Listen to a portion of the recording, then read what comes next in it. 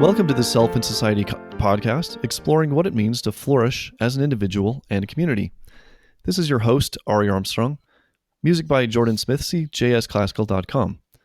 Please join my email list for updates or help to support the show financially at ariarmstrong.com. Our guest today is Professor John Coffey. Welcome, John. It's a pleasure to be on the show, Ari. He is the author of Persecution and Toleration in Protestant England, 1558 to 1689, and that'll be the focus of our show today. This book was published in 2000, however, it remains vitally important to us today. It deals with the rise of religious tolerance in England, more generally the rise of freedom of conscience, and of course this provides an important background for the American First Amendment. Reminder for listeners, this was ratified in 1791, and it begins, Congress shall make no law respecting an establishment of religion or prohibiting the free exercise thereof. I think we Americans take this for granted, but it was a hard-won freedom. Professor Coffey earned his PhD from Cambridge. He's the author of many other books, book chapters, and journal articles, including the most recent book, Exodus and Liberation, Deliverance Politics from John Calvin to Martin Luther King. Maybe toward the end we can get a synopsis of what that's about. Sure. Yeah. But I'd like to start. So your book focuses on a particular era of England, but to set the context for listeners, I'd like to go back a little bit further and talk about how the Christian church, all the way back to its Romanization, got into the business of suppressing heresy, blasphemy, and the like. Yeah, sure. Obviously, before I pick up the story, there's already 15 centuries of history that have passed under the bridge. And Christianity is distinctive, different from Islam, say, in that for several centuries it had to make do without the support of the state. And I think that's actually quite important to the story because it's one of the key things that those who argue for religious toleration pick up later, that in its primitive centuries, the church was Christianity spread without state support. But in the early 4th century, the Roman Emperor Constantine converts to Christianity, and he initially introduces toleration of the Christians who had been going through a bout of persecution. But then he begins to give them significant support, and it's him who calls a great council of bishops at Nicaea to decide the question of the Trinity. And as you go through the 4th century, Christianity moves from really being a marginalized, persecuted sect to becoming the official religion of the Roman Empire. The Christians then actually became, at various periods, quite antagonistic toward the pagan religions, which had been dominant for some time in Rome. Yes, that's right. So towards the end of the 4th century, under the Emperor Theodosius and others, you get legislation and increasing moves against pagan religion.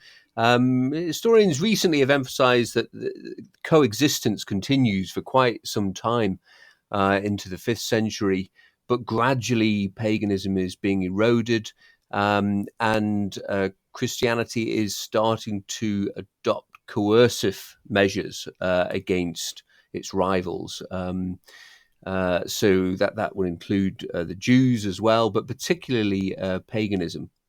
And so one thing that you discuss in your book is how the theology of Augustine, particularly in this area of toleration and persecution, formed the basis of Christian theology for, up into the 1500s and even 1600s.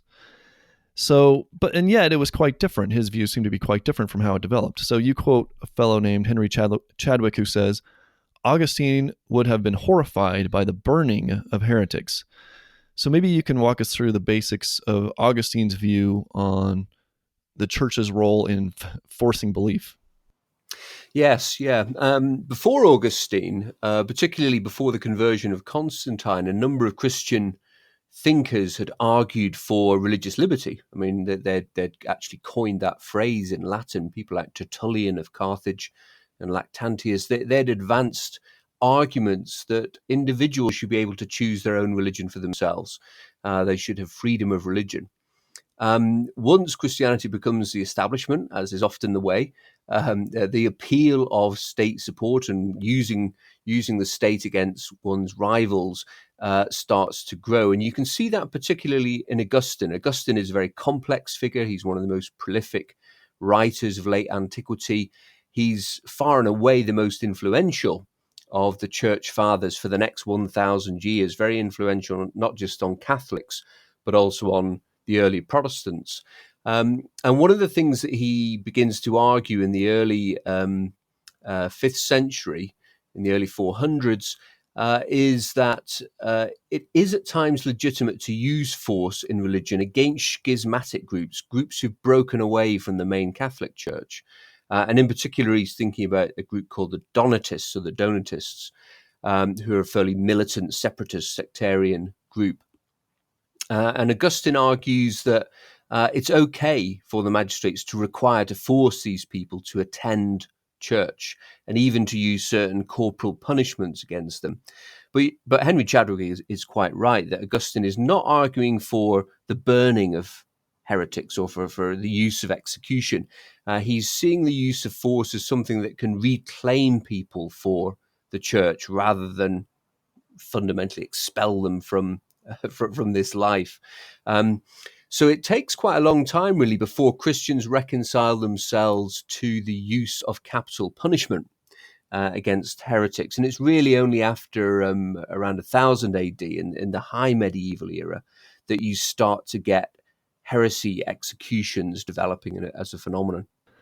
Yeah, and you mentioned that and it was actually surprising to me that there's no recorded cases of heretics being executed up until that later period. So I guess it's surprising on 2 points. Why was it initially rare for hundreds of years? And then how did it, from an historical perspective, somewhat suddenly become fairly widespread? So how do you explain both of those mysteries? Yeah, those are puzzles for historians. I mean, there's kind of the odd isolated case earlier with a figure called Priscillian, who's in Spain. But yeah, you're right that it's not. It takes about a millennium for Christians to start to practice capital punishment towards heretics. So why did it take so long? I think there is certain the kinds of things that later tolerationists would pick up on. The idea that Christianity should be spread through the word, not through the sword. The fact that the early church in the book of the Acts of the Apostles relies on preaching and miracle, not on state support and coercion. The teaching of Jesus about turning the other cheek, about suffering persecution but not inflicting it. All of those things, I think, made Christians reticent about the use of force. So the kind of educational force that Augustine was thinking about was one thing, but extermination was a step too far, I think, for many Christian thinkers and bishops and so on. Why does it change? I mean, that's been a puzzle for medieval historians. Some argue that it's to do with really threatening new heretical movements like the Albigensians in the High Middle Ages. Others argue that in some ways, paradoxically, late medieval or high medieval civilization is becoming very intellectually sophisticated, not least in the way it thinks about theology and about heresy. Definitions are becoming more sharply defined, and perhaps this is a factor which leads into greater hostility towards heretics, greater determination. But there does also seem to be a sense of moral panic that could be accompanied, that could be partly triggered, I suppose, by phenomena like plague, which is not uncommon in the period, and would lead to the stigmatization of groups like the Jews or those with leprosy or heretics who could be scapegoated in a sense. So there seems to be a kind of scapegoating function at work. Okay. Yeah, because that's one thing that struck me reading the book is how intertwined intellectual and moral progress often seem to be with what I would regard as profound reversals of moral progress and just people acting horribly. So there just seems Yeah. to be this very strange dynamic throughout in this era. But then I'm starting to think about it in terms of more general. I think that's right. That we often associate intellectual sophistication with tolerance and open-mindedness and general niceness, but that in practice, when you read some of these medieval and early modern figures who are defending religious uniformity and coercion, one of the things you're struck by is how smart they are, and in a sense, how morally serious they are.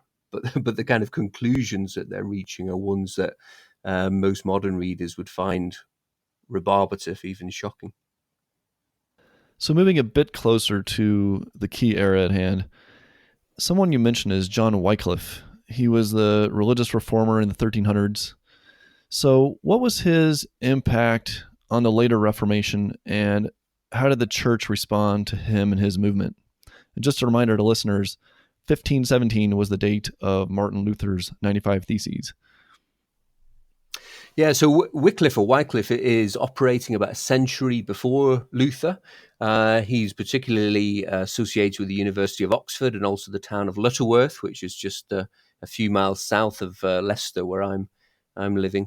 And he was later described as the morning star of the Reformation because in certain respects he anticipates some of the ideas of the Protestant reformers. In particular, he wants to put the Bible into the hands of the people. So he's involved in sort of early promotion of the biblical text, and he's willing to critique the church and its traditions by way of the Bible, by comparing it to Scripture. So the thing that was really central to Protestantism, this appeal to the Bible against the church's traditions, is something that we can already see in Wycliffe, and also further east in Europe, in the Czech lands, with Jan Hus and the Hussites, who is one of these figures who ends up, unlike Wycliffe, ends up being burned at the stake. So to Americans, the idea of an established church just seems wild and almost unimaginable. But that's because our legal tradition is coming out of there being an established church and reacting against that. So maybe set us up. In basics, how did the English church become established from Henry VIII with his strange marriage annulment up until Elizabeth I, and I think she took the throne in 1558? That's right. So what's the process there of establishment? I mean, I guess it's worth saying to begin with that for early modern people, the idea of no religious establishment is unthinkable for most of them. That's partly that they don't really have models of what we would think of as secularism or a separation of church and state. And it's not just looking back to the Hebrew Bible and the Old Testament and the kings of Israel and the way in which Israel was a sort of theocracy.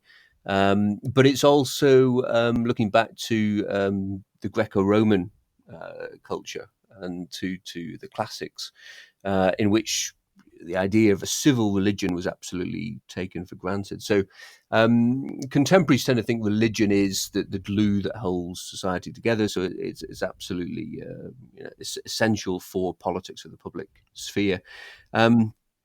England sort of develops on a rather unique path in the 16th century.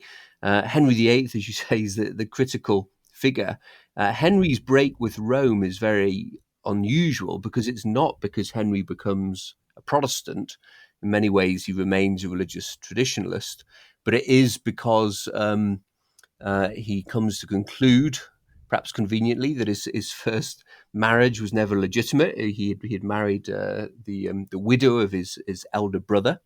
And he wants, of course, by this point to remarry Anne Boleyn.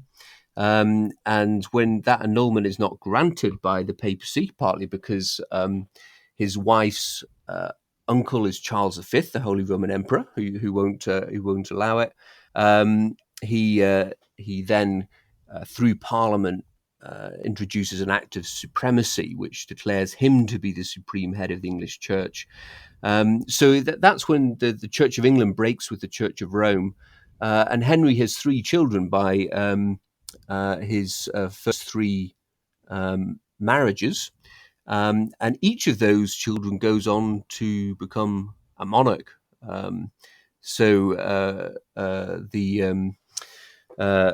3rd child is a boy, Edward, so he takes priority and becomes king after Henry's death. And Edward and his advisors are very strongly Protestant, so they move England in a very firmly Protestant direction. But he's a boy king, and he dies very young. And he's succeeded by his older sister, Mary, who's the daughter of Henry's first wife, the one from whom he'd been divorced. And Mary is at the opposite end of the religious spectrum from Edward. She's a devout Catholic, and she promotes a reversal of the Protestant Reformation, introduces a very strong Catholic Reformation, and under her there are something like almost 300 Protestants who are executed for heresy. And then finally, she, after her death in 1558, she's succeeded by Anne Boleyn's daughter, Elizabeth. And Elizabeth I is a Protestant. I mean, not as ardent a Protestant as Edward or his advisors, but nevertheless, she does reintroduce Protestantism.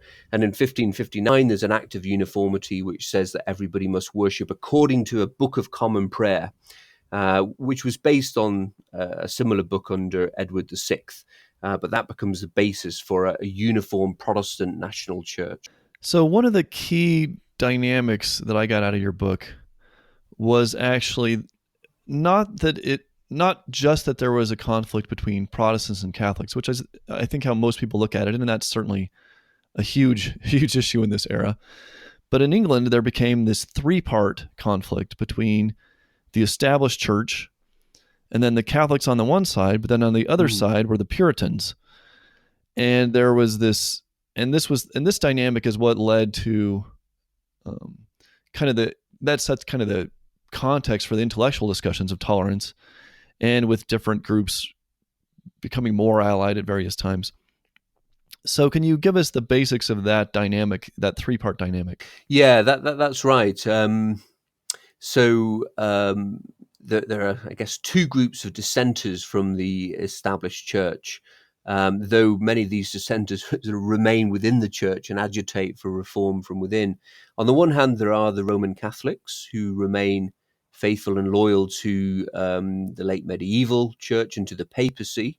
Only a minority of these actually have contact with Catholic priests. So these are the hardcore, if you like, of English Catholicism, the recusants who refuse to join in parish worship. There are maybe constitute only about 1% of the population by the end of Elizabeth's reign. So they're a small minority, but they are encouraged and supplied by Jesuits and other priests from the continent, usually English priests who've trained on the continent. But beyond them, there's a much wider penumbra of Catholic sympathizers, maybe several 100,000 people who contemporaries call church papists, who carry on being involved in the parish churches, but actually their sympathies lie more with the old religion, with traditional Catholic religion. Then on the other side, the other group of nonconformists, if you like, are those who are known as Puritans. And they're the people who think that the English Reformation has not gone far enough. They want to purify the church further. So the English church remains quite traditional in certain respects. So it keeps an episcopal hierarchy. In other words, it has bishops and archbishops, whereas many of the Calvinist churches on the continent had got rid of bishops. The English church also has a fixed liturgy, and it's not altogether clear how much space there is for extempore prayer. And the liturgy has various ceremonies, like the use of the cross in baptism, for example, which cause controversy among Puritans. They don't see any warrant for these in the Bible, and therefore they want to purge the church of them. So there are waves of Puritan agitation, as I say, mainly from within the church, to reform it from within. And we now know that the Puritans had very strong support, even from people in Elizabeth's Privy Council. So they have high-level support, but they're unable to do anything really about removing bishops or revising these ceremonies. But they do become a very substantial force within the church and within the parishes, not least because, as well as agitating for reform, they also become a sort of devotional movement. They write books about practical divinity and how one should lead one's Christian life, and about conversion and so on. And so they create a very large subculture within English towns and villages. So by the early 17th century, under James I, they're a really significant minority within the church. And I assume that there were quite a few people who had a foot in both doors, who would go to the established church, but also socialize with the more Puritan elements. Is that the case? Yeah, no, that's absolutely right. So many people would be involved in parish services, but they'd also be involved in what were called conventicles, or unofficial meetings, often meetings just held in people's homes. But these would be when the laity and maybe a clergyman would gather together for worship and prayer and reading the Bible and godly books and so on. So this is partly how this particular subculture develops within the church.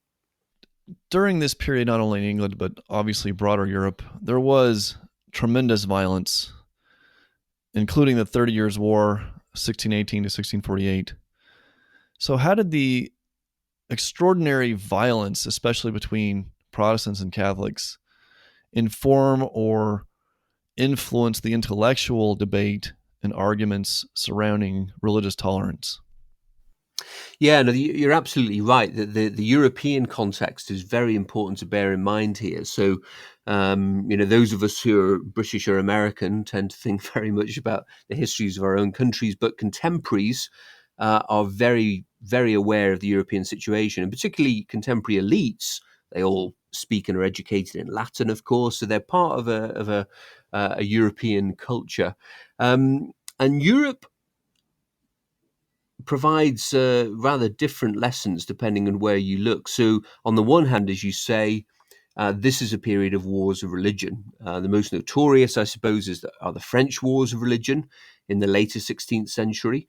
The most notorious episode of those is the St. Bartholomew's Day massacre in Paris in 1572, when several thousand Protestants are butchered in the streets because there's fear of a Protestant coup.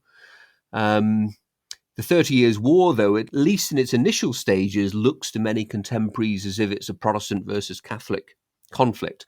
Like most wars, it's more complicated than that, and 30 Years' War is a particularly complex war, which is fought on different fronts for all sorts of reasons.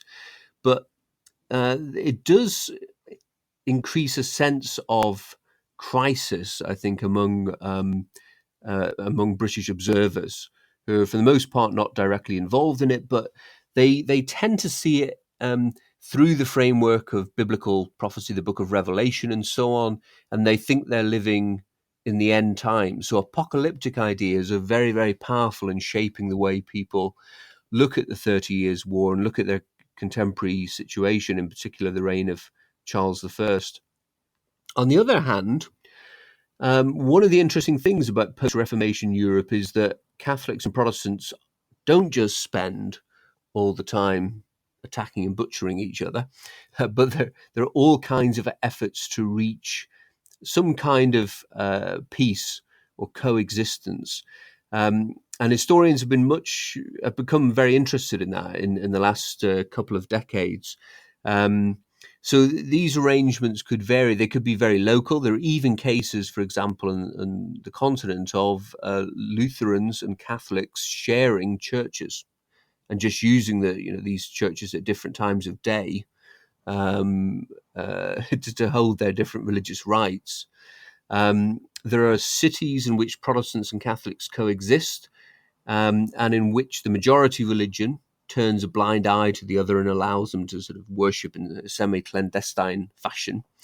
Amsterdam is an obvious example of that, where the majority is Protestant or Calvinist, but Catholics are able to worship in some very large chapels within merchant houses. And there are a number of multi-confessional polities where Catholics and Protestants have reached a formal legal constitutional agreement to work together. So that's true of Poland, for example, where the Polish nobility in the late 16th century allow each estate to decide its own religion. And even in France, for a long time in the 17th century, the Protestant minority is accommodated and given legal toleration under the Edict of Nantes. So you could look to the European continent and you could see religious war, but you could also look to the European continent and see models of religious coexistence. Okay, so I guess it would make sense then, if you're thinking and writing about these issues, that you have both the negative example, well, here's what happens when people don't get along, they just kill each other, plus the positive examples of, hey, look, it's actually possible for people with different religions to live in close proximity and be civil to each other. Absolutely, and so different lessons are drawn from looking across at the European example. So those who defend religious uniformity and argue it's really essential for the state not to tolerate religious dissent will point to wars of religion and say, look, this is what happens once you get more than one religion in a polity. Once you allow more than one religion, you'll end up with religious conflict. So religious unity is essential to political unity. That's a sort of pragmatic argument that's used. Other people draw completely different arguments from the wars of religion. They say the wars of religion happen because of attempts to enforce religious uniformity, so that if toleration of minorities is allowed, you will avoid wars of religion. And they will point to Amsterdam and Poland and other examples and say, look, it is possible for different confessions to coexist in a particular society. You write that in the 1640s, radical Puritans launched a sustained attack on the use of coercion for religious purposes. So what were these particularly radical Puritans, and what was the nature of this attack?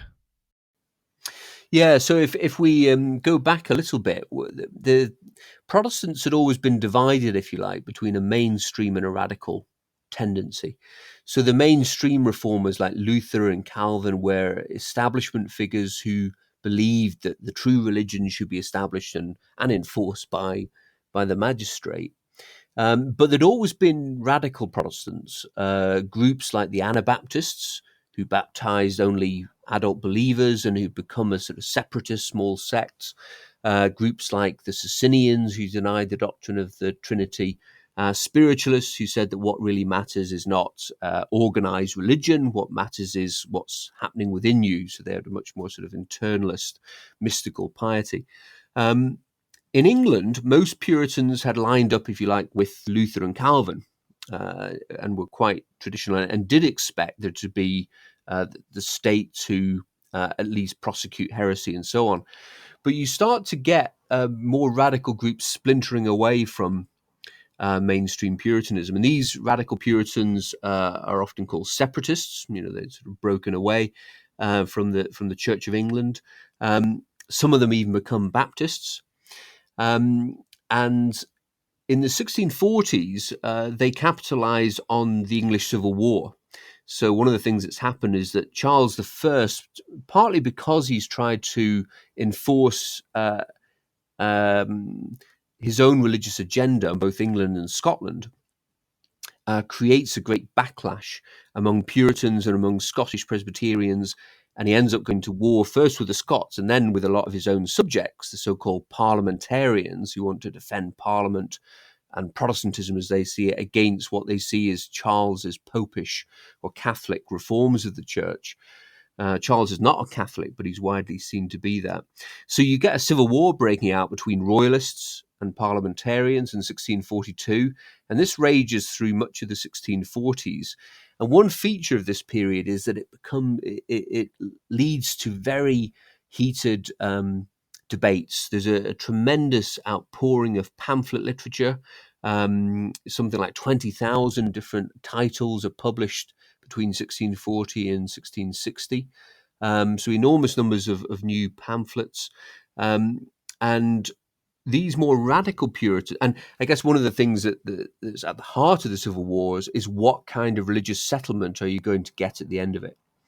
And these radical Puritans start to argue that the whole idea of religious uniformity is mistaken, and that actually magistrates have no right to enforce uniformity in religion. That's going beyond their legitimate powers given to them by God.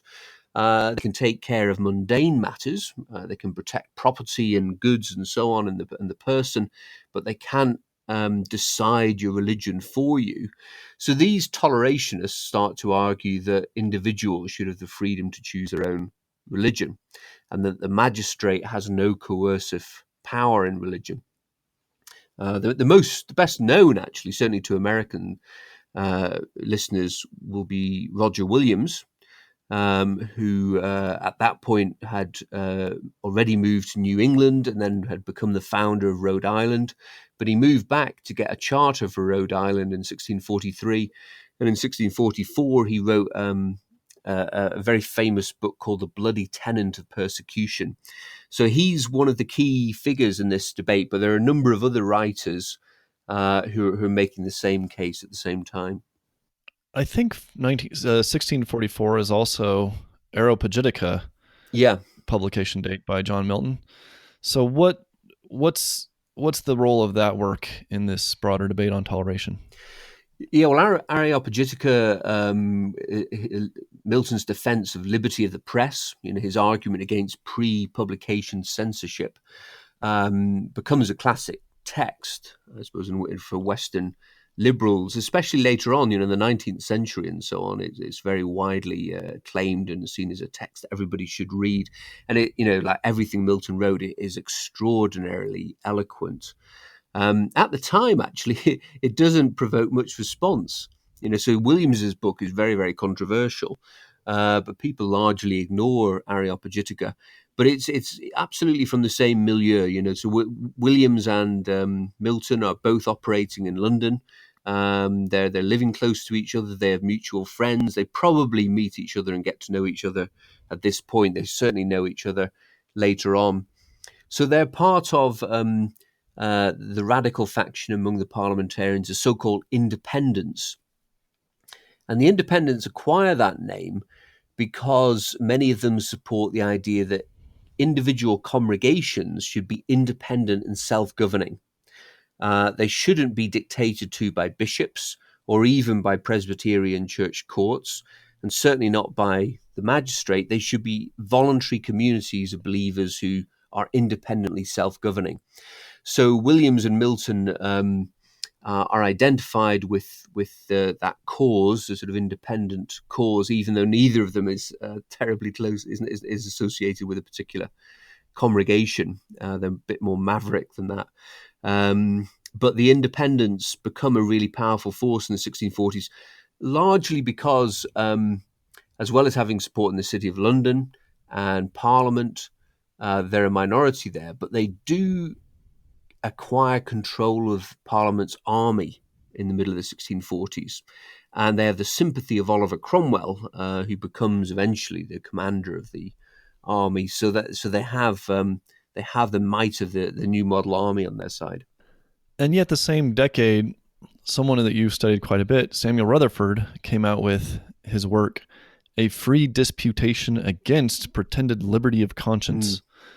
So maybe say a word about, and didn't you write a whole book about Rutherford? Absolutely, yeah. Well, I began, cut my teeth really in story and doing my PhD on Samuel Rutherford. So he was one of the leading Scottish theologians of his day, a figure who defended the war against the king at great length in a major treatise called Lex Rex, or The Law and the Prince. But he became very disturbed by what Milton and Williams and other tolerationist writers were arguing. And in 1649, he wrote this treatise against toleration, which Owen Chadwick, the brother of Henry Chadwick, whom you mentioned earlier, once described as the ablest defense of religious persecution in the 17th century. So kind of rather dubious distinction. But yeah, what Rutherford was doing really was trying to reassert the traditional magisterial reform view that the magistrate, the Christian magistrate, has the power to order religion, to decide what the official religion of the state is, but also to prosecute those who break away from the church, schismatics, and those who teach false doctrine, heresy. And he argues that case at great length. He appeals, for example, to the Old Testament and to the use of punishment against blasphemers and so on in the Old Testament. But he also has a variety of other arguments against toleration. The average person on the street, I assume they at least heard of these in some sense. Was there some sort of general public consensus on who was winning the day in terms of the arguments, or was it just such a mix and such a free-for-all? It's hard to say. Yeah, I mean, it was very confusing for contemporaries because events were moving so fast, both in Parliament and in the battlefield. But also there's such a flurry of pamphlets coming out. It's quite hard to follow. Of course, most people at this point are non-literate. So it's a minority of the population, certainly a minority of the female population, but even among men, illiteracy is very high. So we're talking about a minority of people who are closely following these debates. On the other hand, they're going beyond the traditional intellectual and political elite. So we've got, artisans in the city of London and other towns who are eagerly reading these pamphlets. The majority of the population are probably supporters of relatively traditional positions on this. That they would sympathise with the king and the episcopacy. There's about half the population would be royalist, but even among the parliamentarians, there's the majority view among the parliamentarians is Presbyterian, which argues that they should have a uniform national church. So the sorts of arguments Rutherford is making, while eventually they're disowned, many decades later, disowned by other Presbyterians. At the time, they're pretty mainstream, and the people who look strange and eccentric are those who are arguing that the state has no power to enforce religious uniformity. That's so interesting because today it's hard to put ourselves in that mindset. Even, I mean, speaking as an American, it just seems so. It just seems it's so far away from how I think about things and how I've been brought up to think about things. But I guess it's really useful to put ourselves back in the mindset of the day and realize that the tolerationists were the ones paddling upstream. Yeah, that's right. Yeah, and I think a lot of if you belong to a religious tradition, say you're Protestant or Catholic, people are often surprised especially Protestants. I think often surprised going back to the 16th and 17th century, and realizing that the idea of religious liberty was not obvious to many early modern Protestants. I mean, things have changed by the 18th century, but in the 17th century, this is a very, very contested idea. And I think one of the problems people have with it is political. It is this sense that you need religious unity, that a nation that prays together stays together, if you like. So that religious uniformity is a glue which holds society together. But of course, there's also a great horror of heresy, especially among many clergy. So there's a fear that actually tolerating false religion is not actually a generous, kind thing to do. It's like tolerating poison. This is a sort of image that people use. Or they'll say that heresy is like gangrene, which is eating away at somebody's body. You wouldn't say a surgeon was being a nice, tolerant chap if he refused to operate on the diseased body. And that's very much how they talk about heresy. They say that for the good of souls, for the good of people and their spiritual welfare and their eternal destiny, it's vital that magistrates act as surgeons and they cut this gangrene out of the body. And so we've been talking more about the ideas, but let's just pause for a minute and talk about the practical consequences for people.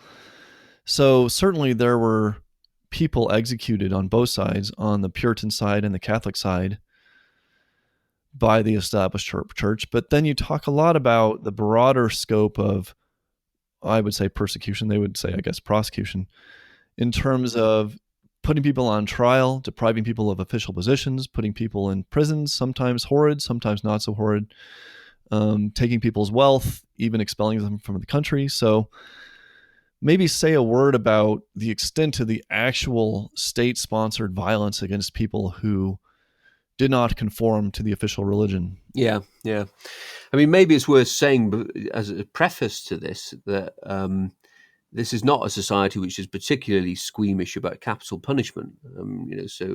I know capital punishment is still legal in certain parts of the US, but it's relatively rare, certainly for the size of the population. Capital punishment is very, very common in early modern societies.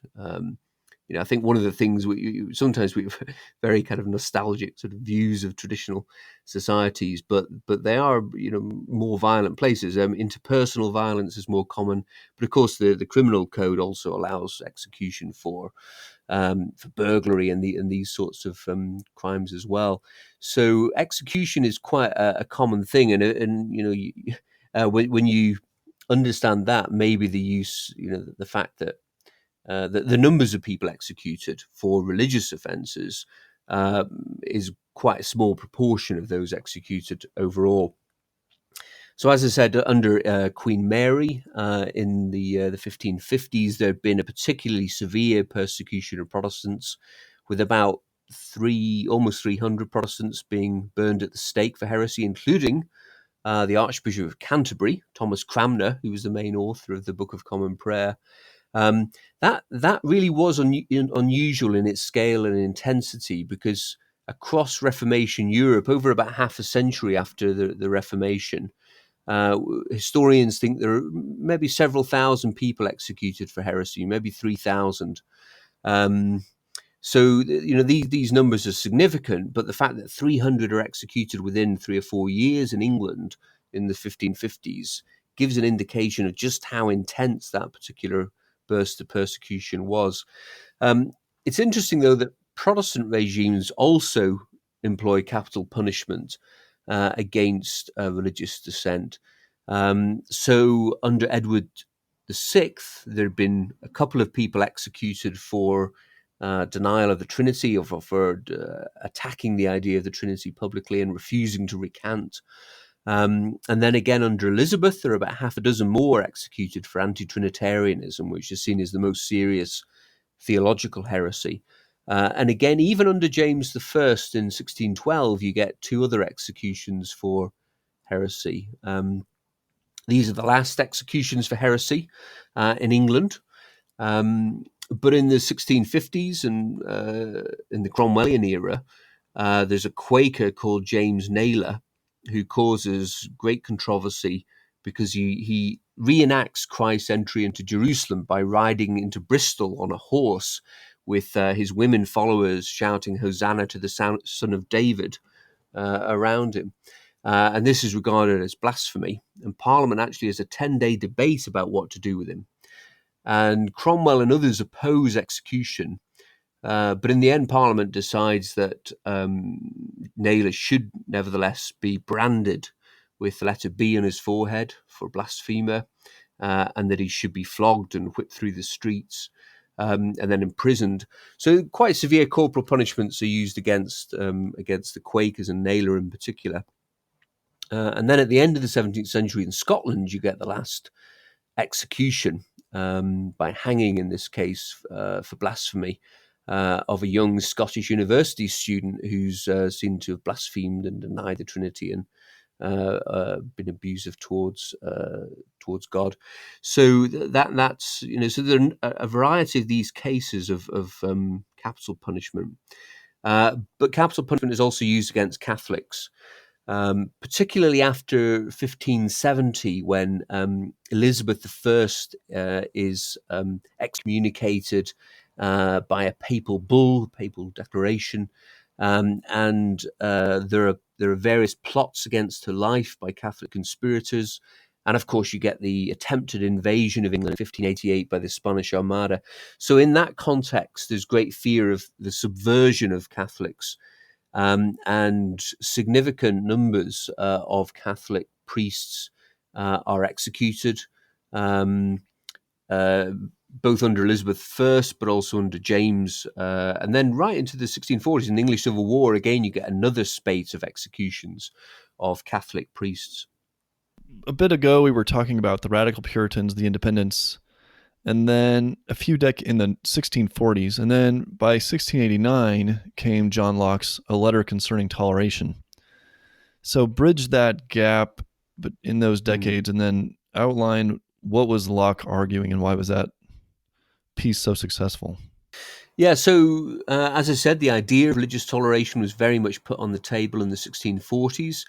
And then because the independents and their army, the New Model Army, win the Civil War, their commander, Oliver Cromwell, eventually becomes head of state as Lord Protector in the 1550s.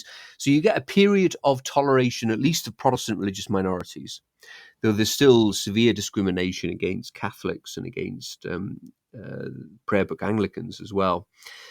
In 1660, after Cromwell's death, you get the restoration of the monarchy, and Charles II comes back as king. And a lot of the royalists who'd fought in the civil wars come back as MPs and peers in the House of Lords, and they want revenge for what's happened, and they feel deeply aggrieved by the Puritan episode that's just passed. And so they support a raft of legislation which imposes religious uniformity. And almost 3,000 Puritan clergy are ejected from 2,000 are ejected from the Church of England, and it becomes illegal to meet in conventicles outside the established church, and thousands of people are imprisoned, sometimes for very long periods of time. Many hundreds of Quakers die in prison during this period, the Restoration era, with their attempts to enforce uniformity. So this is the period in which Locke grows up.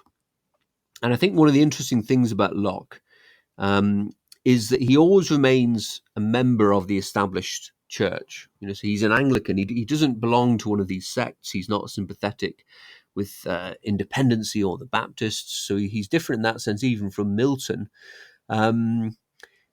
He's an elite figure. So he'd been educated at Oxford in the 1650s. And in the 1660s, he becomes part of the household of the Earl of Shaftesbury, who's one of the most powerful and influential aristocratic figures within English politics. And Shaftesbury is pushing for toleration for nonconformists, for these Protestant dissenters outside the church. And it's in Shaftesbury's service that Locke starts to write in favour of toleration. Eventually, both Shaftesbury and Locke have to go into exile. And it's while he's in exile that he writes his letter concerning toleration. He writes it initially in Latin, and then it's translated into English and published in 1689. And it becomes the classic work on religious toleration.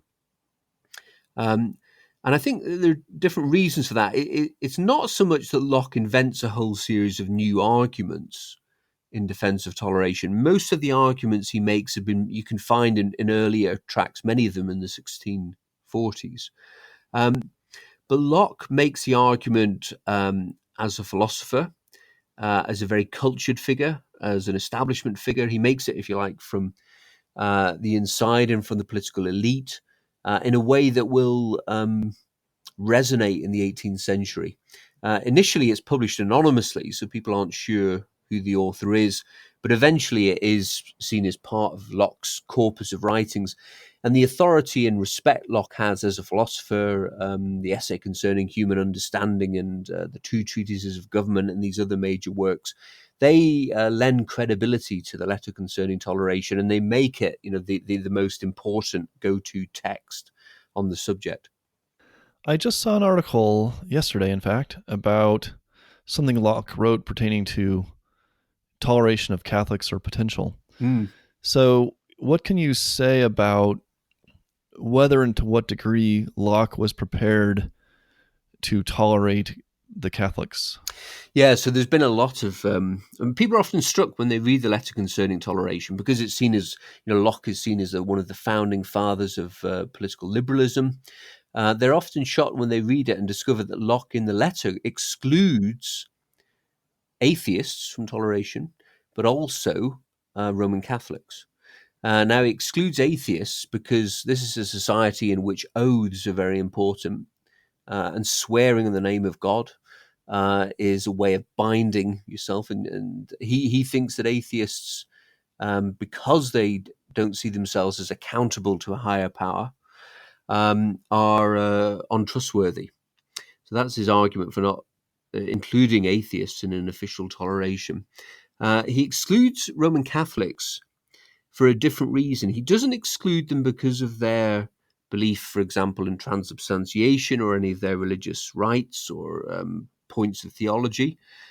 The reason he says that they should not be officially tolerated is that they owe allegiance to a foreign power. So this was a long-standing Protestant concern about Roman Catholics, that their loyalty actually lies with the Vatican, with the papacy, and that therefore they're a potentially subversive force who will undercut Protestantism. He also, I think, tends to think of Catholicism as inherently tending towards persecution. That popery encourages the enforcement of religious dogma, whereas he sees Protestantism as at least moving in the right direction towards allowing individuals to decide their own religion for themselves. But you're right, there's been a new document discovered by Locke, I think in a college in Maryland, and that's been published in the last couple of months. And it's an interesting text because it comes from earlier in his career, before he wrote the letter concerning toleration, and it sets out reasons for tolerating Roman Catholics. So it shows that actually Locke is rather ambivalent about this. He's worried on the one hand about the possibility of Catholic subversion, but on the other hand, he does think through the reasons why even Roman Catholics should be tolerated alongside all sorts of different Protestant groups and Jewish groups. In the letter concerning toleration, for example, he doesn't have a problem with the toleration of Muslims or Jews, but Catholics ironically constitute a bigger problem for him. Well, I just watched a set of lectures by an American scholar, Jason Bivens, on religion and violence, and he has a lecture devoted to American anti-Catholicism, and this seems to have been very much inspired by the sort of thing that Locke was writing. So that was a big problem in the United States for some time. Yeah, and anti-Catholicism is a very, very powerful force in both British and American culture, right through really to the 19th century. And in some ways, it's still a factor up until 1960, of course, when John F. Kennedy becomes the first Roman Catholic president. And you'll remember that there was quite a lot of controversy around his candidacy because concern about Catholic subversion was still strong. I mean, Protestantism became really important for national identity in both Britain and in the early United States. So these are deeply Protestant societies with only a very small Catholic minority. Though in Ireland, of course, you have a Catholic majority governed by a Protestant minority through the 18th and 19th centuries. Well, I've heard that there were people in my family who would turn off the television if JFK came on TV. So I guess it extends into my living memory. Yeah. And I think it's really only in the last generation or so that has started to dissolve. There's a very strong hostility between Catholics and Protestants. Well, we're recording on September 12th. Of course, yesterday commemorated the September 11th terrorist attacks. So it seems like since then there's been a huge shift in terms of, Catholics are no longer the group that are demonized. It's now the Muslims, of course. So it's kind of ironic listening to Locke and others were perfectly fine tolerating Muslims, but not the Catholics. And today it's totally reversed on that score. Yeah, and there are interesting analogies, I think, actually, between the way in which early modern Protestants in England look at Catholicism and the way in which Islam is regarded in the present. So, there's worries that English Catholicism has an extremist fringe that is willing to contemplate violence and terrorism. And of course, the most notorious example of that is the Gunpowder Plot in 1605, when a small knot of militant Catholics do plot to blow up the Houses of Parliament and the King, and they're thwarted. But that does create a panic about the terrorist potential of Catholicism. So anti-popery is a sort of phobia, I suppose, comparable in a way to Islamophobia in the present. And the government faces it tries to tackle the problem in ways that don't seem altogether strange either, and that's that it tries to separate out moderates from extremists. That's one of the key strategies of the Elizabethan, especially the Jacobean regime. And there are various attempts to surveillance, and spies are employed to keep an eye on the Catholic community and make sure that it's not causing trouble. And I think you've got the paradox as well with Catholicism and Islam that, on the one hand, within England itself, the Catholic population is a small and vulnerable minority. But in the minds of the Protestant population, it's associated with some sort of large, threatening global force. So I think some of the parallels there are quite intriguing. And even so, I hear conservatives in my country making the argument along these lines. Well, Muslims are committed by their religion to Sharia law, and that is inherently antagonistic toward American law. Therefore, they're inherently so you get the same comparable kind of argument, it strikes me, as they used to say the Catholics were inherently seditious because they were loyal to the Pope. We're now getting some kind of parallel argument against the Muslims among certain conservative communities. Yeah, no, that's right. So let's go back to the history. So we were talking about Locke, and obviously he was hugely influential on the American founding. And so maybe talk a bit about, not in detail, but just some of the highlights maybe. So in Maryland, there was a Toleration Act in 1649. Much later in Virginia, there was the Statute for Religious Freedom. That was 1786.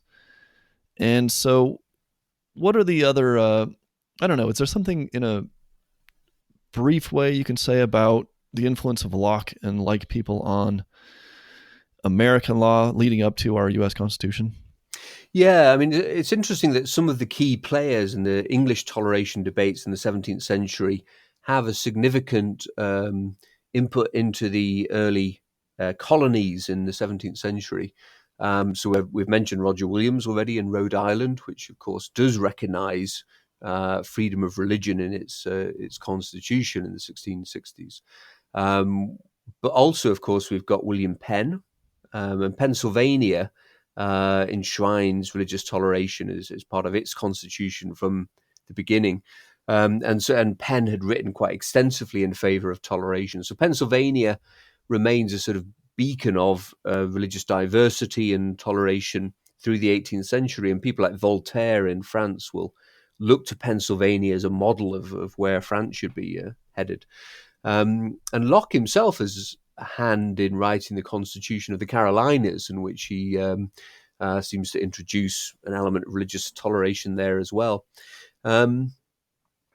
Obviously, the pattern, the religious pattern in the different parts of the colonies or the early United States varies quite considerably. So in New England, you've got a dominant congregationalism, or the Puritan legacy is still very, very strong.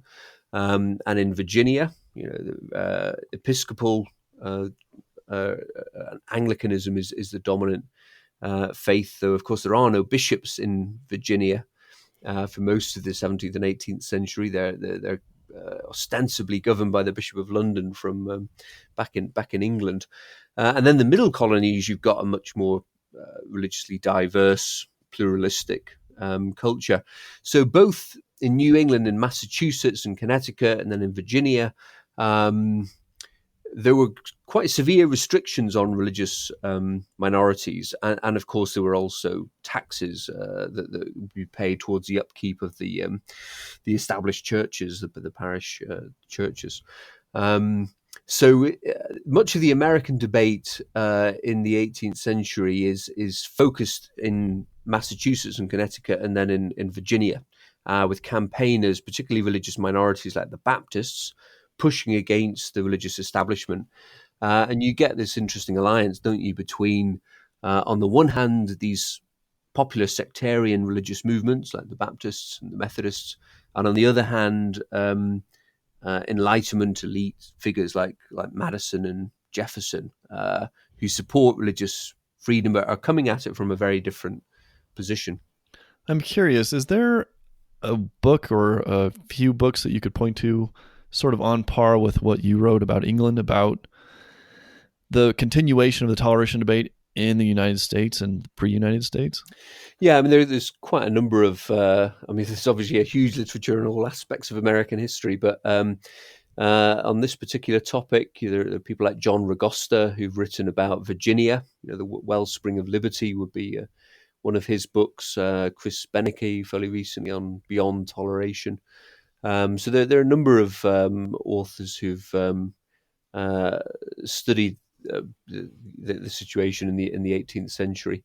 And then I always think, for the American Revolution era, getting into the primary sources is the best way, because, of course, Jefferson and Madison and the others are such wonderful writers. They're very accessible in the way they present the arguments. So I like your book a lot because it's a scholarly book, and yet it remains accessible to the lay reader. Even though I will say to listeners, it might be helpful to have a secondary source or even Wikipedia to kind of remind yourself of some of these things which your book takes for granted that the reader understands and is aware of, but maybe some readers aren't, who I still hope will read the book. But one thing you begin your book with, which I thought was really interesting, was a discussion of how other historians have approached the era that you talk about. And so you talk about the Whig approach and then the so-called revisionist approach, and you're trying to sort of plot a third path or yeah work between those. So could you talk about those two traditions and what you're trying to accomplish? Yeah, so I guess the Whig interpretation of history, as it was dubbed by the Cambridge historian Herbert Butterfield many years ago, the Whig interpretation of history sees the history of modernity in terms of progress. And it tries to separate out the heroes from the villains. It tells a sort of morality tale, tries to look at, the progressive heroes and the reactionary villains. It tells a fairly binary story, I suppose, about progress from darkness to light, medieval darkness to modern enlightenment. And it owes something to the Renaissance and the Reformation and the Enlightenment, and the way in which the key players in those movements wrote about the Middle Ages. Whig history tended to focus on the Whig history of toleration tended to focus on intellectual history. So figures like Locke, where the great heroic figures who'd argue for toleration, and they take center stage. And it tended to have a pretty unremittingly dark view of the Middle Ages and the 16th century in terms of seeing them just in terms of persecution. Revisionist historians have questioned that in various ways. I mean, they've tried to complicate, I suppose, the way we look at it, and argue that things aren't so straightforward. So they'll do this in different ways. I mean, on the one hand, they'll argue that we've got to be careful about caricaturing the Middle Ages as an entirely benighted, reactionary, hardline, persecutory, blood-soaked period. That actually this is a stereotype of the period, and the medieval culture is very dynamic and diverse, and can be intellectually sophisticated, and feeds into these reform movements like Renaissance humanism and the Reformation and so on. And they'll argue as well that the progress towards religious toleration was very uneven, and that states, even after they'd embraced ideas of toleration, were still finding ways to police religion in significant ways. Even privatizing religion could be a way to control it, to police it, to consolidate the authority of the state. They've also tended to shift attention away from intellectuals onto social history. So look at what was actually happening on the ground. And again, this sort of complicates the picture because, as I said earlier, there are many places in early modern Europe where even in the 16th and early 17th centuries, Catholics and Protestants are coexisting. They're finding ways to work alongside each other, so that some of our stereotypes about that period don't work. It's not as if there are heresy burnings on every street corner. each week. I mean, that actually the more normal thing is coexistence. Religious war and violence are abnormal. They're not the usual pattern of confessional relations. And there's been a lot of emphasis on coexistence in parishes. Even in local parishes, that there's a certain amount of everyday ecumenism or everyday tolerance shown by ordinary parishioners. So that sort of shifted the argument. And revisionist historians tend to be quite unhappy about very strong progressive or sort of Whig narratives. I guess in the way I approached that, I tried to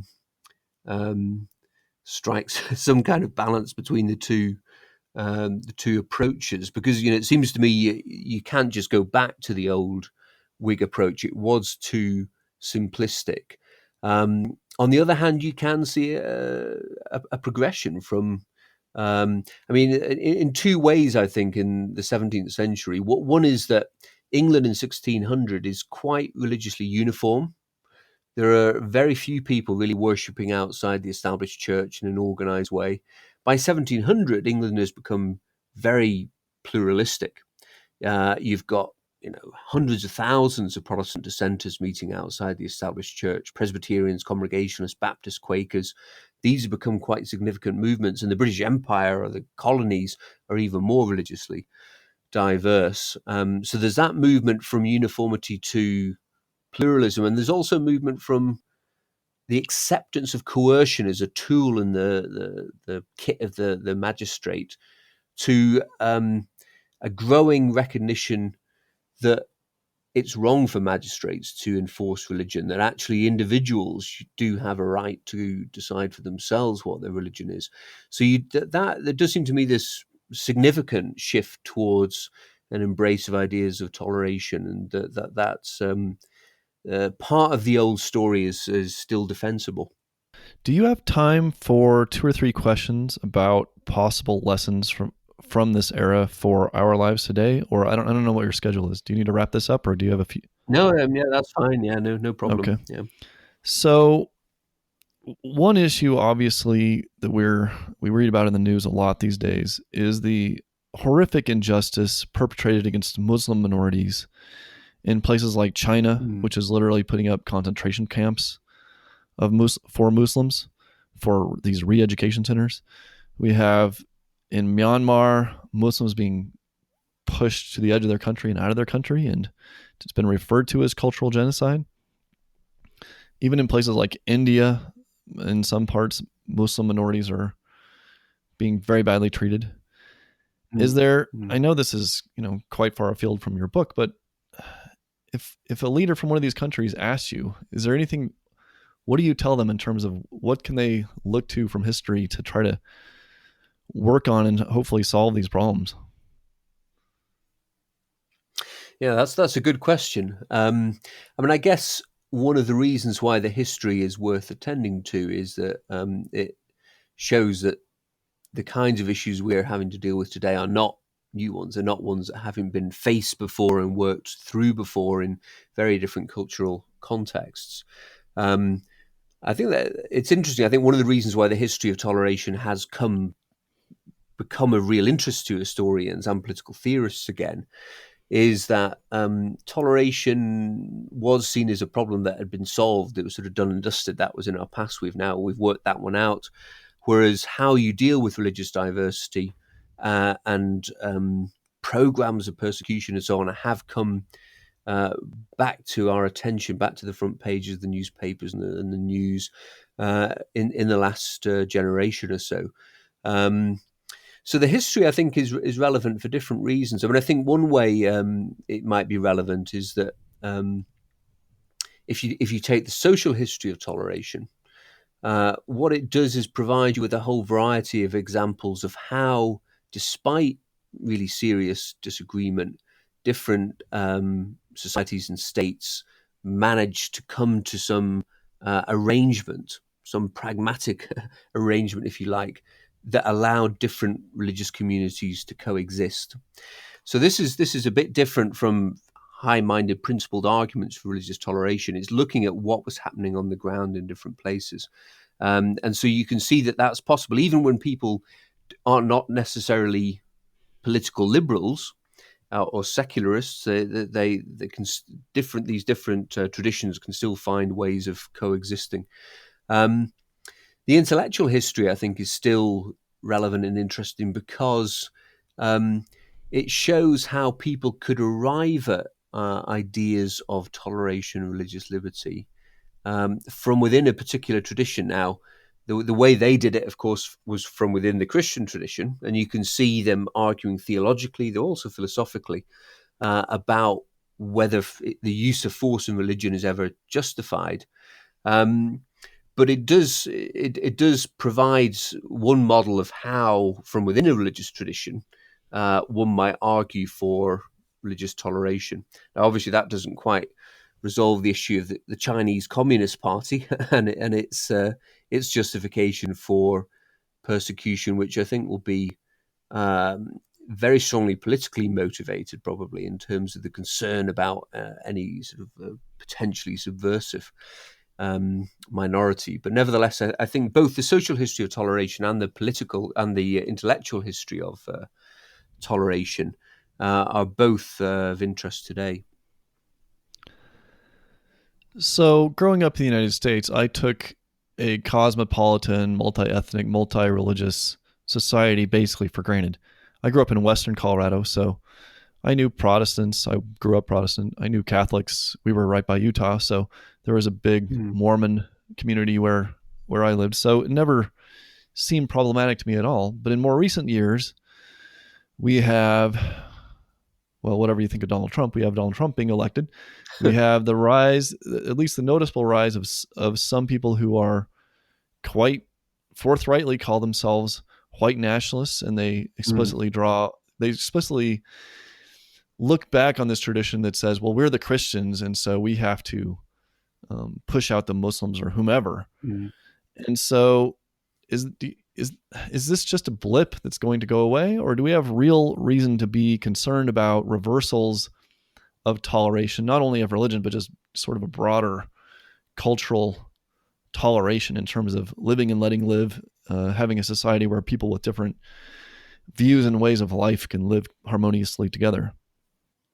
Yeah, well, I think one of the points the revisionist historians of toleration are making is we shouldn't actually take toleration for granted. That the Whiggish narrative tended to give the impression that the progress was inevitable and inexorable and irreversible, whereas actually you can find numerous examples of reverses in the history of religious toleration. I mean, perhaps the most famous example would be in France, where in 1598 you do get an edict of toleration for Protestants, but then that's revoked in the 1680s by Louis XIV. And hundreds of thousands of Protestants go into exile. They leave France. So a view of history which just sees it as a kind of nice, gentle, upward progress towards enlightenment, and doesn't take seriously the possibility of reverses, is, I think, quite problematic. So that does point, I guess, to the need for vigilance.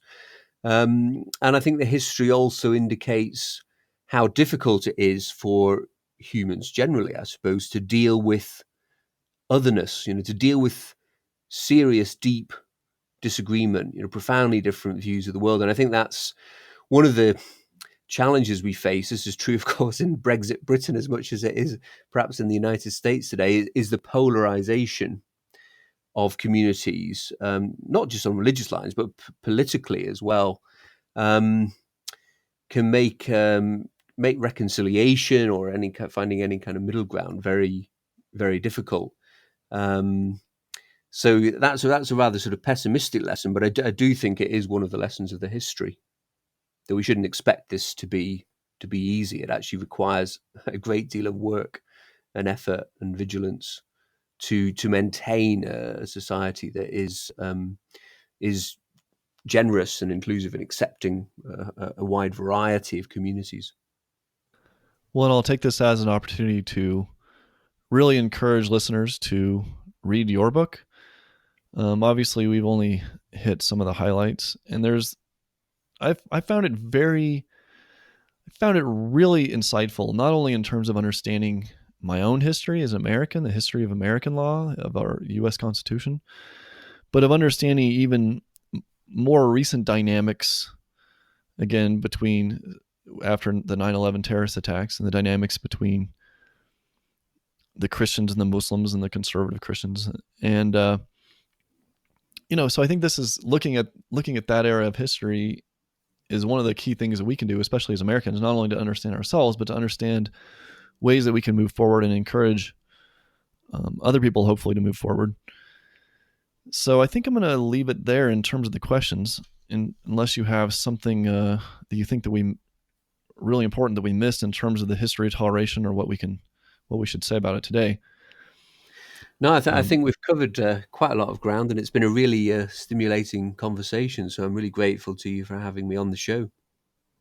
Do you mind quickly giving a synopsis of your book, Exodus and Liberation, Deliverance Politics from John Calvin to Martin Luther King Jr.? Yeah, so that's a rather different book, but it's essentially looking at the political use of the Exodus story, and particularly the idea of the Exodus from the narrative of the Exodus of the Hebrews from Israel, from under the sort of bondage of Pharaoh through the wilderness into the Promised Land. One of the things that struck me when working on 17th century England, particularly the English Revolution, was how often people invoked the Exodus story, and they even told the story of England's revolution as an exodus from slavery, political slavery. And that made me curious, really, about the ways in which it was used. And other people had mentioned this, but I wanted to do a more thorough study, I suppose, of how the Exodus story had been used. And so the book really starts with the Reformation and then moves on to the English Revolution, which we've been talking about today, in the mid-17th century. And then it looks at how gradually the Exodus story started to be turned against not just religious or political slavery, sort of metaphorical forms of slavery, but how it gets turned against physical slavery, the racial slavery that prevails in much of the Americas. And so I started looking at how anti-slavery activists in the American Revolution, and then the abolitionists in the 19th century, how they used the story. And it goes all the way up, actually, to the Civil Rights Movement, and how it was used by Martin Luther King and other civil rights activists. Okay, well, I got that book in the mail a couple days ago, so I'll have to Oh, good. I'll put it on my list for sure. I just have one more kind of more broader general question, if you will indulge. You have I think it's a book chapter called "The Language of Liberty and Calvinist Political Thought." Mm. So for listeners, my last podcast was with a guy named Lawrence Goldstone, who co-authored a book about Michael Servetus. Mm. Mm. And in that book, John Calvin is the villain. Yeah, because right, yeah. John Calvin organizes and strongly advocates the execution of Servetus. Yeah. Who I really like. I just really like Servetus. I like his personality and character. I just find him really interesting. So, can you offer sort of the better side of Calvin for us as a counterbalance? I mean, Calvin's a complicated figure. I mean, I think of him actually as very similar in this regard to Augustine. So there's both of them were incredibly prolific. Both of them defended religious coercion, and of course they have very similar theology in terms of predestination. So there are a variety of ideas within Augustine and Calvin that are problematic, but they're also extremely interesting thinkers. I mean, Calvin began his life as a humanist scholar with a translation of Seneca. He's one of the more astute commentators on the biblical texts in the 16th century. He's not really the dictator of Geneva as such. His role, I think, is sometimes distorted in certain accounts. But the tradition that flows from him is, of course, much broader than his own work. So we talk about the Calvinist or Reformed tradition, but actually it's influenced by a whole variety of different figures, and it evolves. I mean, I think that's one of the striking things to me, that over the course of the 17th century, you can see it developing in significant ways. And you can see figures who share Calvin's theology dissenting from what happened to Servetus. I mean, that's becomes increasingly common as you go through the 17th century. Yeah, I mean, it's people have tried to link Calvinism to all kinds of different things. I mean, Max Weber famously said that Calvinism had an influence on the spirit of capitalism. And of course, Reformed Protestant countries like Switzerland and the Netherlands and Scotland have often been at the forefront of various modernizing developments and so on. So historians have sometimes wondered what it is about Calvinism that shapes those cultures. Calvinism tended to place a lot of emphasis, for example, on education, on schooling. You can see that in the Scottish tradition; it's quite strong. So the Calvinist legacy and Calvin's individual legacy is a big and complex topic. You have a university website that lists your body of work. Is there anywhere else where people should be looking to find what you're working on, or refer to that page? Yeah, and I've got a page, I think, on academia.edu, which is a site which makes available probably millions of articles by academics around the world and people doing academic research. So I think a lot of my writing in terms of book chapters is sort of on there. But I'm now kind of moving on to a rather different project, a big project to do an edition of the diaries of the British anti-slavery leader William Wilberforce, who left almost a million words of diaries. So that's a project that'll probably occupy me and the others who are working alongside me for the next decade, I suppose. Are you gonna? I have some friends who would be interested in that. Are you going to? Is it going to be one massive work published at some time in the distant future, or are you going to publish aspects of it as you go? Yeah, well, we've got a contract with Oxford University Press, so they will eventually publish a multi-volume edition. But I'm hoping next year to set up a website for the project, and then to put some extracts from the diaries that might be of public interest, to put them and make some of those available. Well, if you think of it, drop me an email and I will alert my readers and listeners, because that's really interesting. Yeah, very happy to do that. And I'll do a page of show notes for listeners, so I'll try to drop in the relevant links that we're discussing here so people can easily look them up. Well, listen, thanks a lot for being on the show today. I really appreciate it. No, I've really enjoyed our conversation. This has been the Self and Society podcast. Our guest has been John Coffey. He's the author of Persecution and Toleration in Protestant England, 1558 to 1689.